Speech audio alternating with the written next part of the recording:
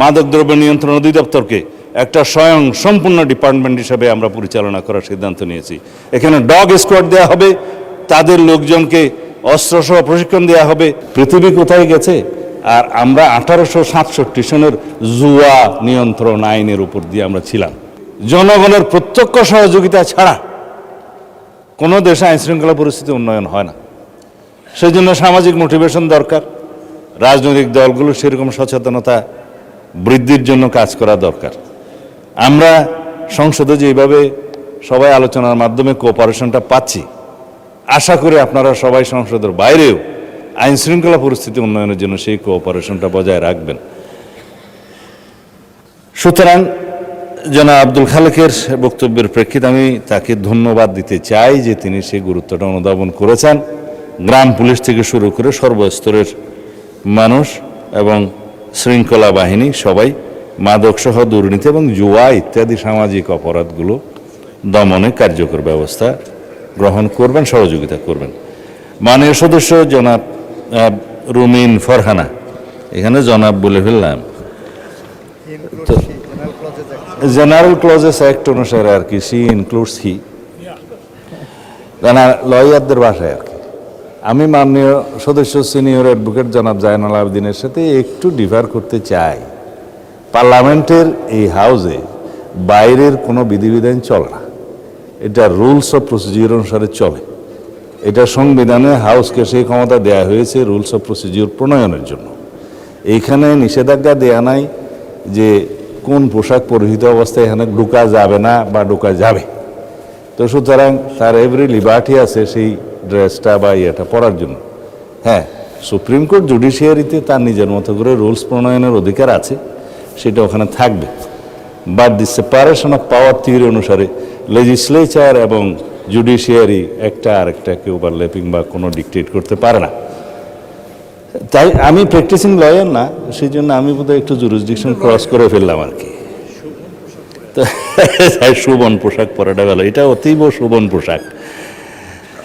Barrister রুমিন ফারহানা মুগ্ধ হয়ে আমার বক্তব্য শুনেন আমি খুব কৃতার্থ হলাম। আমি আরো কৃতার্থ হতাম একটু পরে বলতেছি। গত পরশু দেশের আইনশৃঙ্খলা পরিস্থিতি যেভাবে উন্নত হয়েছে সেটা ডাটা সহ, ক্রাইম রিপোর্ট সহ, খাতওয়ারি বর্ণনা এখানে দিয়েছিলাম। সম্ভবত আমার ওই মুগ্ধকর বক্তব্যটা আপনি সেদিন হয়তো শুনতে পারেন নাই, হতে পারে। তার মধ্যে ঐতিহাসিকভাবে বিগত 10-15 বছর, স্পেশালি 2025-এর রেফারেন্স সহ আমি ডাটাগুলো উল্লেখ করেছিলাম। ইন শর্ট দ্যাট খুনের চিত্র এই, ধর্ষণের চিত্র এই, নারী ও শিশু নির্যাতনের চিত্র এই, ডাকাতির এই সংখ্যা হিসাবে দিয়েছিলাম মাসওয়ারি।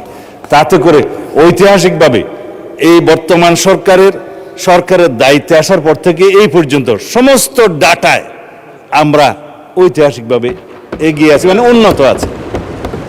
সেই ডাটাটা আমি বলেছিলাম, আমি যেটা অন রেকর্ড এখানে বলেছি, সেই ডাটাটা ডিপার্টমেন্ট থেকে একটা ক্ষেত্রে বলেছি আমরা একটু পিছিয়ে আছি। সেটা হলো এই যে দর্শনের কেস রেকর্ডের ক্ষেত্রে আমরা একটু বেশি দর্শনের চিত্রটা পেয়েছি। তার একটা কারণ আছে, আগে ধর্ষিতারা রেকর্ড করতে যেত না থানায় বা পারত না, সামাজিক বা রাজনৈতিক বিভিন্ন হস্তক্ষেপের কারণে। এখন থানায় গেলেই অথবা অনলাইনে তারা জিডি সহ অন্যান্য কিছু দায়ের করতে পারে, এফআইআর দাখিল করতে পারে। এখানে কোনো ইন্টারফিয়ারেন্স নাই, যার কারণে নাম্বারটা একটু ইনক্রিজ হয়েছে। তবে সুখের কথা হলো ধর্ষণ যেখানেই হোক, শিশু হোক, নারী হোক, যে অবস্থাতেই হোক, আমরা তাৎক্ষণিকভাবে সেটা পুলিশ ডিপার্টমেন্ট অ্যারেস্ট সহ চার্জশিট প্রদানের জন্য এবং মামলায় সহযোগিতা করার জন্য সাক্ষী উপস্থাপন সহ ট্রায়ালের সমস্ত ক্ষেত্রে একটা বৈপ্লবিক পরিবর্তন দেখতে পেয়েছি, যার জন্য রামিসা হত্যার বিচার হয়েছে 15 থেকে 17 দিনের মধ্যে। মাননীয় বিরোধী দলীয় নেতা দাবি করেছিলেন 15 দিনের মধ্যে বিচার করতে হবে, 17 দিনে বিচার হয়েছে। এটা বাংলাদেশের রেকর্ড। আমরা তনু হত্যার আসামিকে দীর্ঘ 15-17 বছরে যে রেকর্ড নাই, সেই রেকর্ড ভঙ্গ করে আমরা তনু হত্যার আসামি ডিএনএ রিপোর্টের উপর ভিত্তিতে আমরা অ্যারেস্ট করতে সক্ষম হয়েছে মাননীয় স্পিকার। বাকিগুলো হোক। আইন শৃঙ্খলা পরিস্থিতি উন্নয়নের ক্ষেত্রে বলতে চাই, চট্টগ্রামের বাকুলিয়া একটা শিশু ধর্ষণের প্রচেষ্টা হয়েছিল, সেটা তাৎক্ষণিকভাবে অ্যারেস্ট হয়েছে এবং সেটাও মামলা চার্জশিট দাখিল করা হয়েছে সম্ভব। এইভাবে সমস্ত জায়গায় আমি আরেকটা বিষয় উল্লেখ করবো না, যেহেতু আমাদের অ্যাটমসফিয়ারটা খুব ভালো আছে। দলমত নির্বিশেষে দলীয় পরিচয়ের ভিত্তিতে এখানে কোনো পুলিশ কোনো অ্যারেস্ট গ্রেপ্তার করা হয় না, করছে না। অপরাধীকে অপরাধী হিসেবে ট্রিট করছে। সেটা বিরোধী দলীয় পক্ষ থেকে আমরা পেয়েছি। যদি তাদেরও কোনো নেতা কর্মী বিভিন্ন অপরাধে জড়িত হয়, তারা সাথে সাথে ডিসিপ্লিনারি অ্যাকশন নিচ্ছে, সেটা অ্যাপ্রিসিয়েট করি, ধন্যবাদ। আমরাও সেই একইভাবে আইনশৃঙ্খলা পরিস্থিতি উন্নয়নের জন্য কোনো রাজনৈতিক পরিচয়কে আমরা কখনো প্রাধান্য দেব না।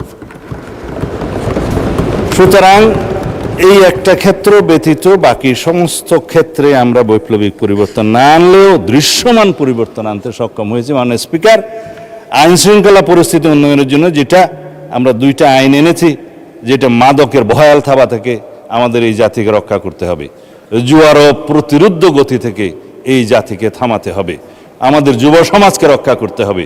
সেই জন্য আমরা মাদকদ্রব্য নিয়ন্ত্রণ অধিদপ্তরকে একটা স্বয়ং সম্পূর্ণ ডিপার্টমেন্ট হিসাবে আমরা পরিচালনা করার সিদ্ধান্ত নিয়েছি। এখানে ডগ স্কোয়াড দেওয়া হবে, তাদের লোকজনকে অস্ত্রসহ প্রশিক্ষণ দেওয়া হবে এবং তাদের জন্য হাজতখানার ব্যবস্থা করা হয়েছে আসামিদেরকে মধ্যবর্তী সময় রাখার জন্য, এবং ল্যাবরেটরির ব্যবস্থা করা হচ্ছে সমস্ত ডিস্ট্রিক্টে, যাতে মাদকদ্রব্য ল্যাবরেটরিতে টেস্ট করে সেটা কোর্টের রিপোর্ট অনুসারে দিতে পারে সেটা মাদকদ্রব্য কিনা। এই সমস্ত বিষয়গুলো আমাদেরকে একটু সময় নিয়ে, ব্যয় নিয়ে, স্ট্রাকচারগুলো দাঁড় করিয়ে তারপরে আমাদেরকে যেতে হবে। তাদেরকে অত্যাধুনিক অস্ত্র দেওয়া হচ্ছে, কারণ মাদক যারা ব্যবসা করে, চোরাচালান করে সীমান্তে বিভিন্ন জায়গায়, তাদের কাছে সশস্ত্র গ্রুপ আছে। আমাদের নিরস্ত্র মাদক দ্রব্যের যে কর্মচারীরা, কর্মকর্তারা, তাদেরকে বিনা হাতে কোনো ডাল তলোয়ার ছাড়া যেতে পারে না। তাদেরকে এইভাবে সশস্ত্র ওয়েল ইকুইপড করা হচ্ছে। আধুনিক টেকনোলজি সম্পন্ন সমস্ত মেশিনারিজ ইকুইপমেন্ট স্থাপন করা হচ্ছে। জুয়ার ক্ষেত্রেও অনলাইন এবং অফলাইন এবং বিভিন্ন ডিজিটাল প্ল্যাটফর্ম, সাইবার স্পেসে যে সমস্ত অপরাধ হচ্ছে সেগুলো অ্যাড্রেস করার জন্য সেরকম প্রযুক্তি সম্পন্ন লোকবল এবং মেশিনারিজ এগুলোর ব্যবস্থা করা হচ্ছে। এতদিন কিভাবে রাষ্ট্র চলেছে এই সমস্ত এগুলো অ্যাড্রেস না করে, সেটা আমার কাছে অবাক লাগে। মাননীয় স্পিকার, পৃথিবী কোথায় গেছে? আর আমরা 1867 সনের জুয়া নিয়ন্ত্রণ আইনের উপর দিয়ে আমরা ছিলাম। এখন জুয়া নিয়ন্ত্রণ এই প্রতিরোধ আইন, যেটা বেটিং টেটিং এগুলো সব সহ প্রতিরোধ করা হবে 2026 সালের মডার্ন আইন অনুসারে।